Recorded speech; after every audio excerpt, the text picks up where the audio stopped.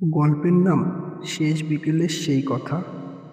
সন্ধ্যার হালকা হাওয়া বইছে, আকাশের সূর্যটা ধীরে ধীরে ডুবছে, চারপাশে একটা নরম কমলা রং ছড়িয়ে পড়েছে।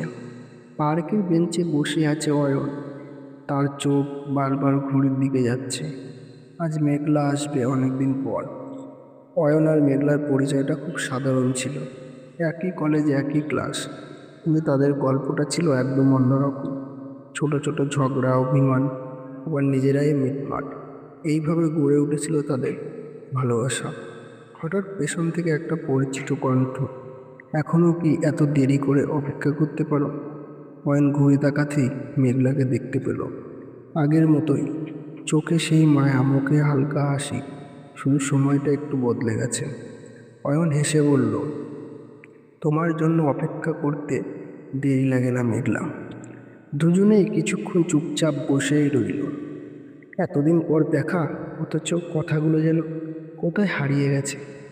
মেঘলা ধীরে ধীরে বলল, তুমি বদলাওনি একটু, এখনো আগের মতোই আছো। অয়ন একটি হেসে বলল, সবাই তো বদলায় না, কেউ কেউ অপেক্ষা করে।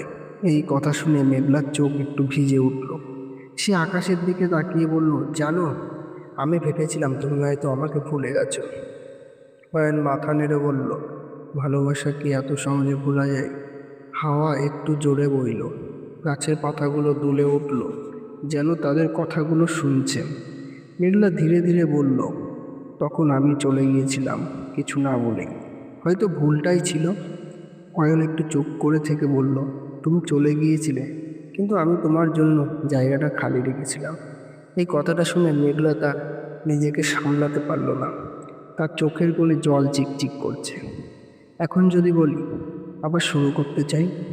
অয়ন একটু মুচকি এসে বলল, ভালোবাসা কখনো শেষ হয় না মেঘলা, শুধু একটু থেমে যায়।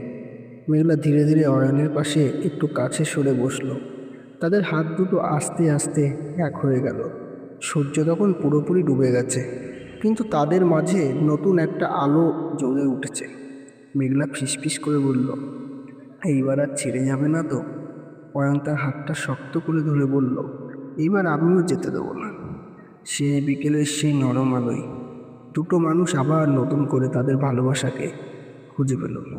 বন্ধুরা, এই রোমান্টিক ভালোবাসার গল্পটি কেমন লাগলো অবশ্যই কমেন্টে আপনাদের মতামত জানাবেন। আর কী রকম ভিডিও আপনাদের ভালো লাগে অবশ্যই এটাও জানাতে পারেন।